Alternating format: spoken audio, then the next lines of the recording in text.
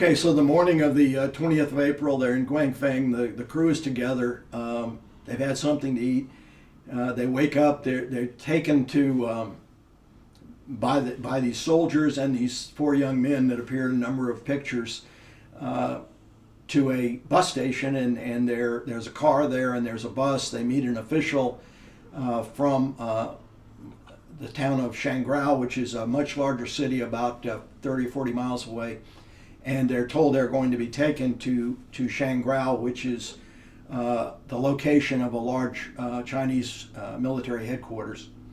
So there's another picture there of all of these guys who, through the help of Professor Lowe and other folks in China, actually all these people have been identified in these pictures, and some of their descendants have been identified and are still living in the area. Some of these folks obviously were very much in the nationalist side, and subsequently went to Taiwan. But anyway, they proceed on to Shangrao. There they meet General Gu, who is the commander of what is called the Third War Zone, which I would consider like a core area, a large area of China. A significant guy. Doesn't speak English, but there's a doctor there who translates for them, and I think perhaps a reporter for the military newspaper.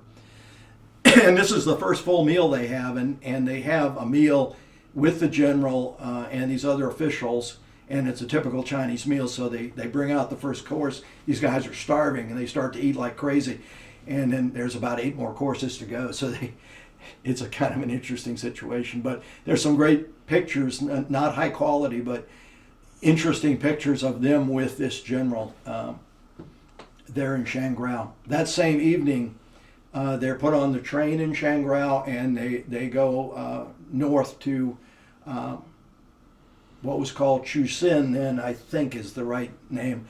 It's now Chuzhou, where they were to originally have gone after landing, and where all the other crews are gathering. So they arrived there, I think, early in the morning on the 21st of April. A number of crews are there. One of the generals from Shangrao, General Tang, goes with them, and there's a picture of he and Hilger. And I'll tell you, General Tang is a guy that looks like a general, if there ever was one, and he's part of that Third War Zone. So they are then in Chuzhou, what we call Chuzhou today. This is the location of the cave, air raid shelter that had been carved into a limestone bluff. I think the interesting story from my dad's perspective of Chuzhou was that every day the Chinese would come to their quarters and say, okay, there's going to be a Japanese air raid in 45 minutes. So go to the bomb shelter, and it will come over. There'll be 3 airplanes. They're going to drop 10 bombs. And when they finish, we'll come back out. He was amazed that the Chinese were getting that kind of intel from, obviously, other Chinese at the Japanese airfield, wherever it was, Shanghai or whatever, and knew exactly what was going to happen. So that went on, and they were there for a number of days to the end of April. One interesting thing that did happen is that Colonel Doolittle, Major Hilger, and Lieutenant Sims, the co-pilot on my dad's plane, returned to Shangrao City, and I think they were trying to ensure that General Tsu was helping with recovery of all the crews. In fact, there was, I think, some attempt to actually buy back some of the captured crews if they had not been handed over to the Japanese. But in doing that, Sims was able to go out at Guangfeng and find the location, with the help of the Chinese army, the location where their aircraft had crashed. He was hoping to find some of their equipment, and this was, I think, the 27th or 28th of April. And by the time they got to that location, there was literally nothing left. The villagers and or the Chinese army had already collected every single piece of that airplane that was available. Now, I can tell you that the historians and the relic hunters that are in China today, these young guys in their 40s, have actually found parts of the airplane, and I've got a few very small little pieces of it, but nothing was left that was of any use. So around the 1st of May, my dad was in the first group of raiders, and by then just about all the crews had gathered at Chuzhou. He was in the first group that headed to Chongqing, and they went by train. They crossed a river by boat at one point, but it was still a little iffy. The Japanese were in various areas that they were passing through. One of the things I find interesting is they stopped at a American Catholic monastery. That's not the right word. Missionary, an American Catholic missionary or mission, and there was this fellow there, Father Doyle from Father Glenn, from Chicago, and that's one of the first places they had cool water, and they had some Western food, and they stayed there. As it turns out, when they left, the Japanese came in and took that mission, and the priest got away. He was able to get away before they arrived, but they destroyed the mission.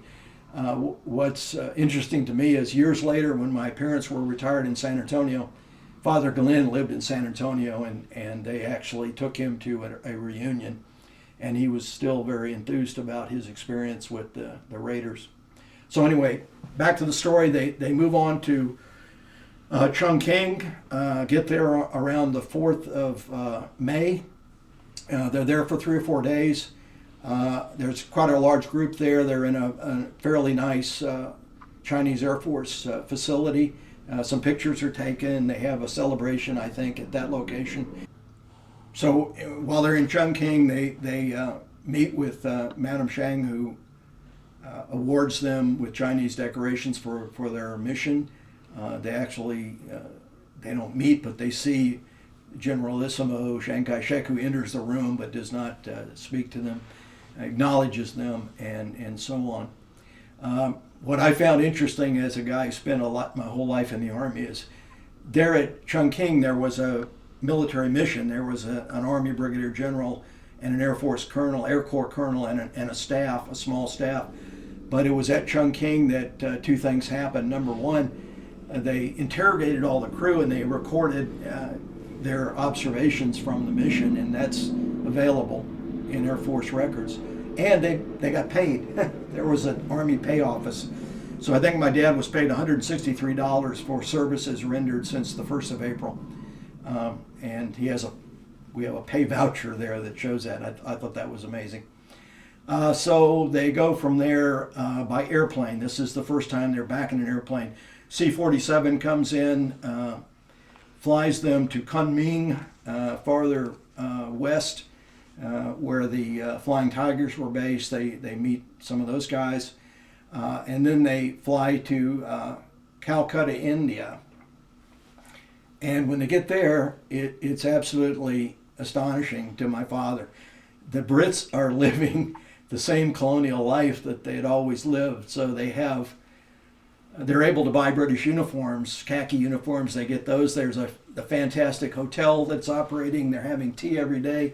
They're having drinks at the club and so on and so forth. They're meeting all these Brits. The attitude, by the way, is not that they're safe, because the Japanese are right across the Bay of Bengal, and the attitude of the Brits is, oh yeah, Calcutta's gonna fall. But there's nothing we can do about it. We don't have any forces to prevent that, so we're gonna live our lives the normal way until that happens. Okay. So 4 or 5 days go by. They then are taken by train to New Delhi, and then they are flown to Karachi. And in Karachi now, in this period, we're probably now around the 12th of May, I would think, or a little bit later. They've kind of lost track of what's going to happen. I think Doolittle is gone and is on his way back to the States. Hilger is the second in command, by the way, and he's not anywhere in evidence. So they're all sort of there together, or a number of them are there together, but they're not sure, what's going to happen to us. The war's going on. We're soldiers. What's going to happen next? But in Karachi, they get orders of various sorts. Some are Some of the crews are ordered to stay in that theater, the so-called China, Burma, India theater, and others are ordered back to the States. The other interesting thing that happened was that some of the 17th Bomb Group, the original guys from the States, are arriving in B-25s in Karachi to fight the war in the CBI theater. And so they meet friends that they had known back in Washington State. And now those guys are in the war. My dad, I think, ended up gathering a lot of letters and things to carry back to the States when he got orders to go. He was put with only one other Raider, who was Lieutenant Watson, one of the pilots who had a severe shoulder injury. The two Raiders were put on this rather large transport along with the general who had been the mission commander for the U.S., and they started flying back to the United States. So the way they did that was Karachi to a place in Iran, where they stopped for a short time, then to Cairo, where they stayed about 3 days. And again, the Brits had a fantastic hotel, clubs, and so on. And you know, this time in the war, Rommel is being successful in the northern desert. He is headed to Cairo, and their attitude is, yeah, Cairo's going to fall. We're not going to win. But in the meantime, we're going to carry on as always. So they had clubs and so on and so forth. Very enjoyable, but somewhat astonishing. So then they fly from there to Khartoum, to the Lake Chad area, to Liberia, and then across the South Atlantic in this large 4-engine transport to Brazil, some of the Caribbean islands, and they end up in West Palm Beach on the 1st of June. And that's when my dad is able to call his wife and tell her he's alive. She said, "Hey, I got a letter from this Colonel Doolittle, or General Doolittle, by then, saying that you've been on a mission, but you're okay." So that's that. They then go to Washington, D.C. They're debriefed again. They hear about the Battle of Midway, so it must have been, the 6th of June. They hear it officially there. Nobody else knew about it, but they were in the War Department, the old War Department. And then they went out to Bowling Field. They stayed there, and they were awarded the Distinguished Flying Cross by General Arnold, who was the chief of the Air Corps. Now, this was a number of the Raiders, 20 or 30 of the Raiders that a ceremony was held at Bowling, and they received those awards. And so that's the end of the military party. Then goes on a 6-week leave in Tucson, Arizona, which is where he's from. Well, let me just briefly cover what else he did in World War II, and I won't go into a lot of detail, but I will say that in August of 1942, he was, when he was in Washington at the War Department, they told him, at least he got the impression, you're going to be in a B-26 unit, which is another type of medium bomber. And so in August of 42, he's assigned to the 320th Bomb Group, which is in Florida, training to deploy. The B-26 was not a good news story. It was it's a good airplane, but it was very challenging to fly, unlike the B-25. And nobody was happy about it. But they were there. There were 6 Doolittle Raiders in that group. Now Lieutenant Colonel Hilger was the group commander. Jack Sims was a squadron commander. That was the co-pilot for my dad's plane. Sergeant Thatcher from Crew 7 was in the group. Lieutenant Ozuk was one of the other navigators. He was in the group. And Dr. White and my dad, they were all in the 320th together as it started. So they went through this training. They lost a lot of airplanes in training. Pretty challenging. They go through training all through the fall. They finally deploy. Colonel Hilger is reassigned. A new guy is put in command. And they redeploy to North Africa. It's actually the reverse route that my dad had taken coming out of China. They go down to Brazil. They fly the Atlantic, land in Liberia, and end up in Algeria, of course, and they start to set up a base there. But it still takes them 4 months to get operational because this airplane is so treacherous. General Doolittle is now a two-star major general, and he's their overall commander, and comes out and demonstrates the airplane flying on one engine for these guys so that they gain some confidence. My dad flies a couple of missions with other groups. The 17th Bomb Group was there, as well as the 319th Bomb Group, and each of those had Raiders in them. So he flew with the 17th. He flew with Major Greening, who was the group commander at that point, or a little bit later. And they flew. He just flew on some missions to get experience. He was designated as the group navigator, sort of the lead navigator, and in charge of instructing other navigators. But he was still down in a squadron and was flying. So they start operations in April. They've had a number of crashes. They've actually lost one of their better group commanders, a guy named Fordyce, who had been a National Guard guy, was a very inspiring, very great leader, and he was killed in a crash, not through enemy action. So they start operations in April. They're bombing in North Africa, the remnants of Rommel, who has now been pretty much defeated. They're bombing the Germans as they evacuate across the Med. They're bombing Sicily, Sardinia, and perhaps mainland Italy. The B-26 is, again, a medium bomber. It was first designed to fly and bomb at 4,000 feet. It was almost suicidal, so they've changed that. Doolittle changed that to 10,000 to 14,000 feet, so medium altitude under the oxygen altitude.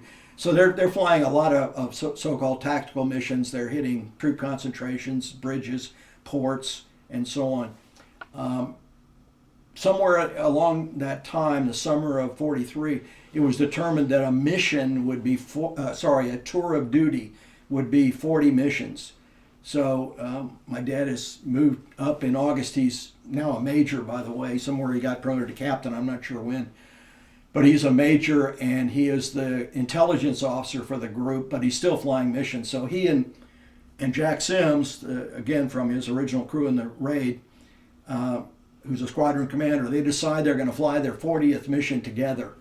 And he talks about, that's maybe not such a good idea, because every time somebody tried to do that they ended up getting shot down, some commemorative things. But they do fly this 40th mission. They do get hit, but they get back to a base, and that's that. So he finishes his tour. He can go back to the States, but he decides not to go back to the States, and he starts another tour. He takes some leave, and he starts another tour, and the new group commander makes him what's called the group exec. He's kind of the deputy commander, and he goes on, promoted to lieutenant colonel in May '44. So he's a young guy, and has a lot to do with this group as it moves from North Africa. It operates out of Sardinia for a very long time. It operates out of Corsica for a short time, and ends up in the Dijon area of France after the invasion of southern France. So I think his mission total ended up about 75 missions, and then he continued over there until April '45, but quit flying because he thought he was testing luck there. So that was the rest of his duty. And so B-26 is, back to your original question, I'm a little kid in Tucson, Arizona. My dad is in business for a while. He's in the Air Force Reserve. He left the Air Corps in October '45. He was in the reserves. The Korean War starts in 1950. He gets more interested in his reserve work. He goes out to the local Air Force base and gets involved in some intelligence programs they have out there. And in 1951, he's recalled to active duty in April. We all go to Maxwell Air Force Base. I was 3 years old, but I do remember this. And we lived at Montgomery, Alabama for 3 months while he went through a course. And then he went to Germany, U.S. Air Force Europe. And of course, that was the other part of that Cold War build up or increase. In those days, Europe was being built up significantly. So he lived there in Germany for about a year by himself. There were no quarters for us. We stayed in Tucson. And then we went to Germany the following year, 1952. And in '53, he was promoted to full colonel. So I'm a guy who spent 24 years in the Army, and I made it to lieutenant colonel. He made it to full colonel with about 7 years active duty, and then he was a full colonel for 20 years. So that's not too bad. And he did stay in, and he was in the intelligence business. So back to your question, what did I know about World War II? Probably as a little kid in Germany, in Tucson and in Germany, I don't think I knew anything. We moved here to Arlington, Virginia. My dad was assigned to the Pentagon in 1955, and a couple of things happened. First of all, I started looking at World War II books around the house, and I saw his picture in those books. And one of them was the Guangfang street scene. What is this all about? And I think I must have had that story told to me about that time. I do distinctly remember that on Memorial Day, 1956, we went to Arlington Cemetery, and we went to the graves of the raiders who had been killed as prisoners. And I distinctly remember the name Lieutenant Farrow and seeing his grave there in Arlington. So, that became known. And we had this old jacket. We had this old flight jacket down in the basement. It was all covered with mildew, but it was an old leather jacket. And so I got to understand the story. We had Ross Greening's book. He was an artist as well as a colonel in the Air Force, and he had done fabulous paintings of World War II, so I got the story through that as well. I know we went out and visited the Greenings at their home. They were also here in Washington. Unfortunately, Colonel Greening died soon after that. I do remember when General Doolittle's older son died in around 1958, and that was a significant thing. So I think I had the idea of the Doolittle raid pretty well as I went through the 3rd, 4th, 5th, 6th grade, that time frame. Did your father attend any of the Raider reunions, and did you attend any of them? Yeah. So he definitely went to the first one in Florida in 1945. I think he may have gone to a few of the others in those early days. Then, of course, he was in Germany, so he didn't go. I think the first significant reunion story that I remember is, again, when we were still living here in Arlington. A friend of my parents from Tucson came, I think it was Thanksgiving dinner, 1958, and this was this guy, Chuck Arnold, who was the head of what was called the Tucson Sunshine Club. It was actually to promote tourism in Tucson, sort of a Chamber of Commerce thing. And they were talking about the reunion in April '59, which was going to be in Tucson. Tucson was going to host it, and they talked about what should Tucson do. And I think Chuck Arnold came up with this idea of the goblets, and that was right there. That idea came about. So that's the first reunion story I have, and of the reunions as a kid, the only one I went to was 1961. We were living at Barksdale Air Force Base, which is near Shreveport, Louisiana. I think the reunion was in Arkansas. Colonel Haidt had retired from the Air Force and owned a hotel there. So I got to go there. It was a short drive, and so I got to go on that one. And I do remember the Raiders. I remember that this is when C.V. Glines was first appearing and talking about writing his book, because there had been no other book other than 30 Seconds Over Tokyo. And the Raiders were all kind of amused about, somebody's going to write a book about us. But that he was there. Captain Hank Miller was there, the Navy guy who had trained the crews, and I met General and Mrs. Doolittle briefly. So that was my my first reunion. After my father became ill, my mother died in '99. My father became pretty ill in around 2003. And I was in the Pentagon working, and so the Air Force made quite a deal out of their 50th anniversary in 1997, and they have the monument here in Arlington. So en route to go visit my father, who was living in Delaware near my older brother, I go by the Air Force Memorial and realize there are these little place cards laid out that have Colonel Cole, General Jones, and I said, wait a minute, that sounds like Doolittle Raiders. And there they were. They were there for a ceremony, and I met them, and as a result, I went to a number of reunions after that my father couldn't attend, and got to know the children at that point. And so we were living in Frankfurt, Germany from 64 to when I started college. My parents stayed there for a while.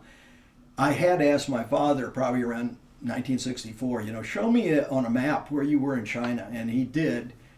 On an old National Geographic map, he marked these things. But of course, 1964, any idea of going to China was out of the question. So flash forward, the Nixon initiative to open up China occurs. I think in the 80s, my parents started telling me that a number of the raiders had gone back to China. They really had no interest, and my dad had no interest in going there. But I'm a history buff and sort of an archaeology buff, so I thought, gee, that would be really interesting if you could figure out, where they were. So going forward to early 2017, the children of the Doolittle Raiders group announced that they were going to do this trip. And I said to myself, if there's an opportunity better than that, I don't know what it is, because I'll have sort of a framework to work with. So I signed up for that trip. I then started to try to figure out, again, where my dad was. I had lost that map. I had completely forgotten about, the 1964 map. So I started reading the reports, the towns that they were supposed to be in. I contacted a professor up at the Army War College, Clayton Chu, who is a Chinese American, a retired Air Force lieutenant colonel, who has written a book on the Doolittle Raid. He gave me a lot of original records out of the Air Force Historical Repository, and that gave me all kinds of names of places. The only problem is all those names in English have changed since under the current regime.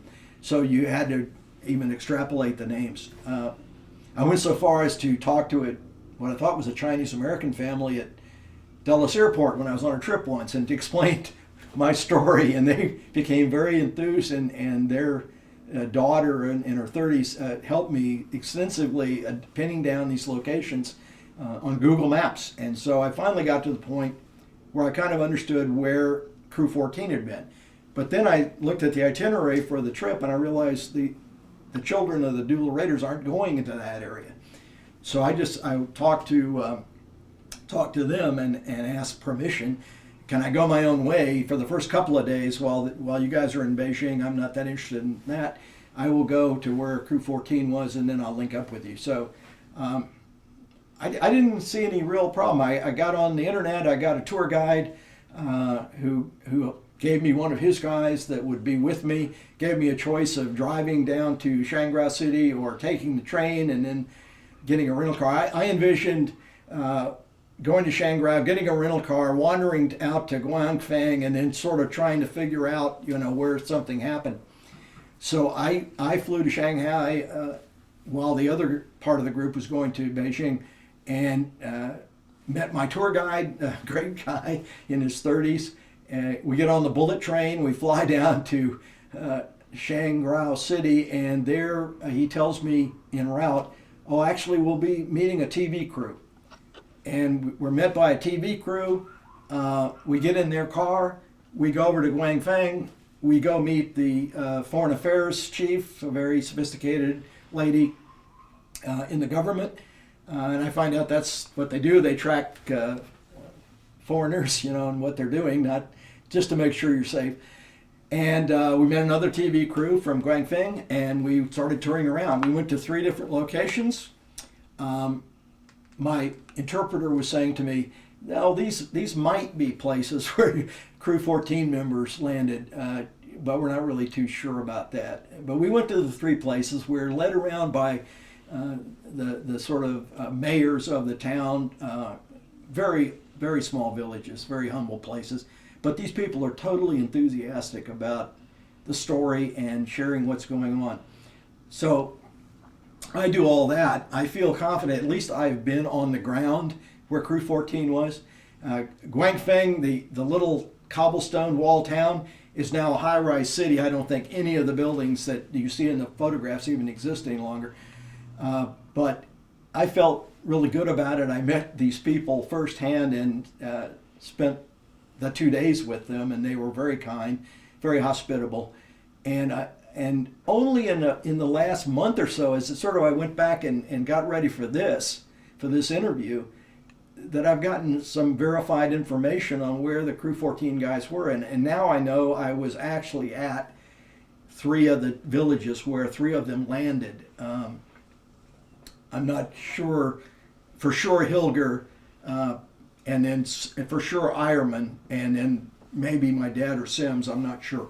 But I was there, and as I've said, these folks have found relics of the airplanes, which they've shared with me, and then as I joined up with the CDR group and the children's group at Chuso, a delegation from Shangrao came that I had not met when I was there, and that was Professor Lowe and his group, and I've maintained contact with him, and he's done tremendous research, finding who these people were in the various pictures and family members, and we're still doing that. We're still in the process of trying to find more information. So it was completely fulfilling as far as I was concerned.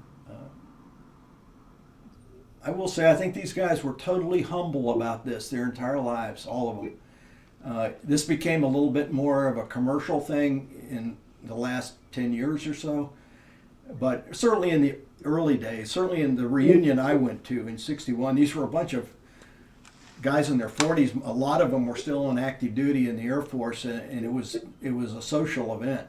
There was a little bit of public activity, but mostly it was just for them to see each other, and you know, that's what's great about it. And although it was a unique event in World War II, we can't forget how big World War II was and how many people did extraordinary things that are right in line with this. But certainly I appreciate every effort to document this, such as this undertaking that you're doing, and to try to make it as accurate as possible.